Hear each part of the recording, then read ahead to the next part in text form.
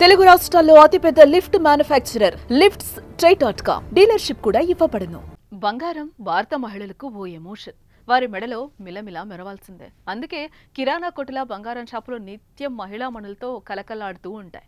ప్రపంచంలో అత్యధికంగా బంగారం కలిగిన టాప్ 10 దేశాల్లో భారత్ ఉందనే మన వారికి పసిడి ఎంత మక్కువో అర్థం చేసుకోవచ్చు.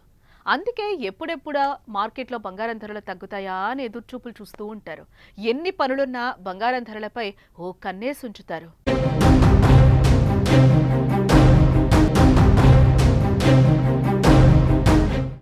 బంగారం భారత మహిళలకు ఓ ఎమోషన్.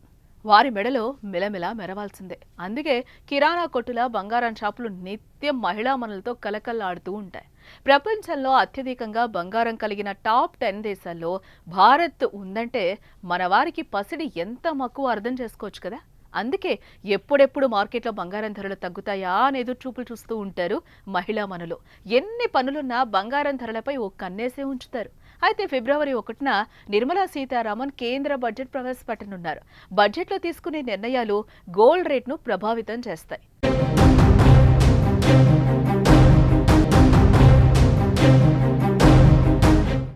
మరి బడ్జెట్ తర్వాత బంగారం రేట్ ఎలా ఉండబోతుంది?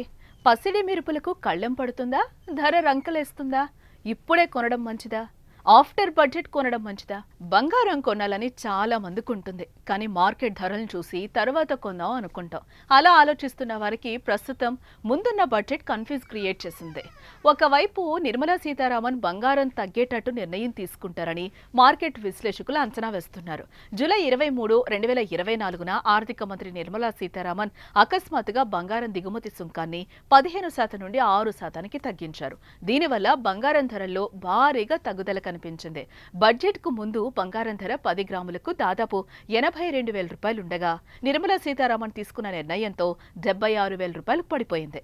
దీంతో ఆ రోజును దానిని బ్లాక్ డేగా కూడా మార్కెట్ వర్గాలు అభివర్ణించాయి. మరి ఈసారి కూడా గోల్డ్ ప్రియులు బడ్జెట్ పై ఆశగా ఉన్నారు. ఈ ఏడాది కూడా ప్రభుత్వం కొన్ని నిర్ణయాలు తీసుకుంటే బంగారం ధరపై ప్రభావం పడుతుందని ఎదురు చూస్తూ ఉన్నారు.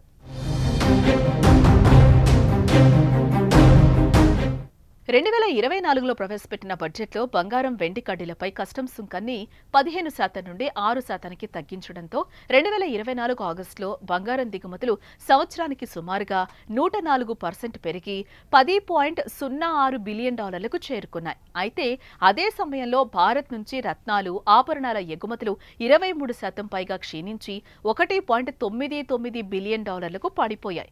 కస్టమ్స్ డ్యూటీ తగ్గించడంతో బంగారం వినియోగం భారీగా పెరిగింది. అది దేశ వాణిజ్య లోటును భారీగా పెంచింది. ఈ అసమానతలను తగ్గించేందుకు కేంద్రం మళ్లీ బంగారం దిగుమతులపై కస్టమ్స్ డ్యూటీని పెంచాలనే ఆలోచనలో ఉన్నట్లుగా తెలుస్తోంది.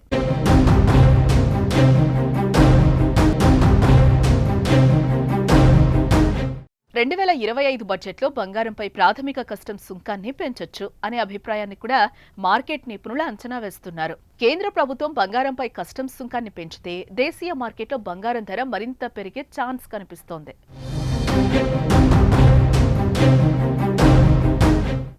బంగారం రేట్లు పెరిగేందుకు కస్టమ్స్ డ్యూటీ పెంచడం ఒకటే కారణం కాదని నిపుణులు అంటున్నారు. బడ్జెట్లో ప్రభుత్వం సుంకాలు పెంచకపోయినా దేశీయంగా బంగారం ధరలు మరింత పెరిగే అవకాశాలు ఉన్నాయంటున్నారు. అందుకు ప్రపంచ భౌగోళిక అనిశ్చితులు, అంతర్జాతీయ మార్కెట్లో గోల్డ్ రేట్లు, అమెరికా కొత్త ప్రభుత్వ నిర్ణయాలు, డాలర్ విలువ వంటి కీలక అంశాలు కారణం కావచ్చు. మరి ఫిబ్రవరి 1 తర్వాత పసిడి పయనమేటో చూడాలి.